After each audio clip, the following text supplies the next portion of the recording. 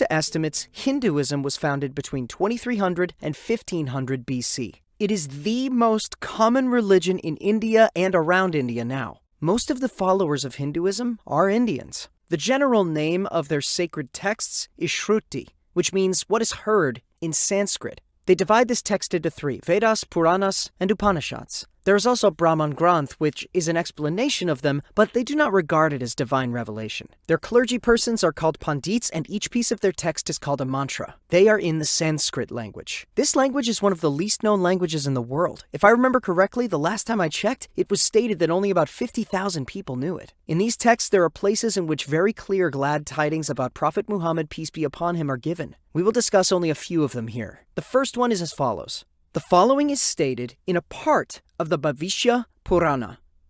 At that time, a spiritual educator known as Muhammad arose among Melekas with his friends. So the name Muhammad is mentioned very clearly. What else? It is said that he will be a spiritual educator. Nobody has any doubts about this characteristic. Even those who do not believe in him admit that he has this characteristic. Apart from that, the term Meleka is strange. It seems very strange to say that he will come from someone other than Hindus. Why? What would Hindus have normally said if they had written it for themselves? They would have said he will come from among us, right? Let him come and strengthen us. But on the contrary, the name Muhammad is mentioned, and it is said that he will come from a foreign country. In other words, he will not be one of them is a remarkable detail. Of course, it is not the only interesting detail. There is also some other strange news. The second one is as follows.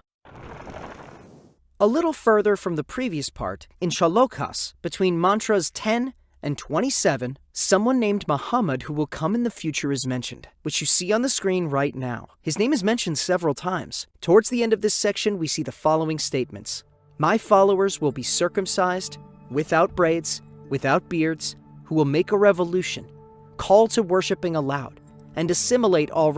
They will eat animals without performing elaborate Hindu rituals. An extraordinary term is used in a place further on. They will be known as Musalman, and they will deny the false religion. Musalman? Yes, it is remarkable, but let's proceed without breaking the order. Apart from directly indicating the name Muhammad, peace be upon him, some of his characteristics and those with him are mentioned. What is stated?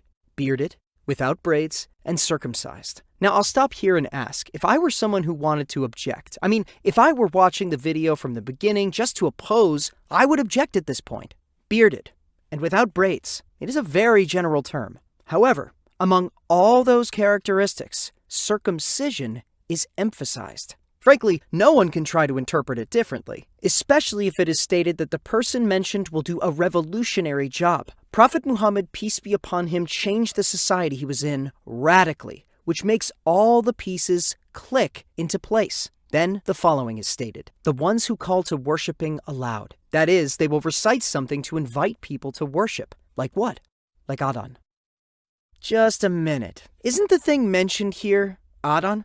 There was also this phrase. They will eat animals without performing elaborate Hindu rituals. There's something strange here. Yes, we do not perform elaborate rituals like the Hindus while eating meat. In other words, we say Bismillah as a deed of worship, but it is not the strange detail. The strange thing is this. In the Hindu text, a society is described as eating meat. Why do you think it's strange? Eating meat is not allowed in Hinduism. Hinduism leads people to a kind of diet. There is a sign in that statement, too, that this person will come from a different country, not from Hindus. We will see where that country is with a strange sign in one of the mantras. The most important one is this. They will be known as Musalman. Well, there's no need to explain it. The pieces of the puzzle keep coming together. The third one is as follows.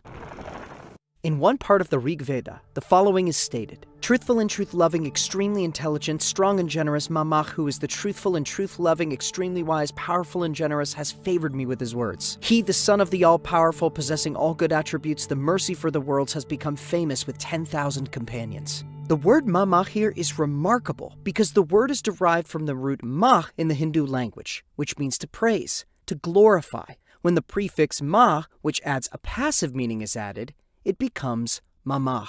Its translation turns out to be the word praised. The Arabic equivalent of this name is Muhammad. In addition, adjectives such as truthful, truth-loving, extremely intelligent, strong, and generous are mentioned here. They are seen in Prophet Muhammad, peace be upon him, throughout his life, with the unanimous agreement of his friends and enemies. And they are the attributes through which he is praised. In addition, remember that there was a phrase, the mercy for the worlds, in the text, which reminds us of a famous title of Muhammad, peace be upon him. Verse 107 of the chapter of Al-Anbiya, we sent thee not but as a mercy for all creatures. Another important detail, being famous with 10,000 people. Yes, he returned to Mecca, his homeland from where he was forced to emigrate in 630 with 10,000 of his companions. He returned and conquered Mecca with his companions who were ready to sacrifice their lives for him. I hope things are clear so far. There are two other parts that I find interesting. The fourth one is as follows. The age of Kali is mentioned in Hindu texts. It is possible to find a detailed definition of it in different places. In short, a period when every virtue disappears, people turn away from religion, good books are destroyed, and spiritual deterioration and depression occur.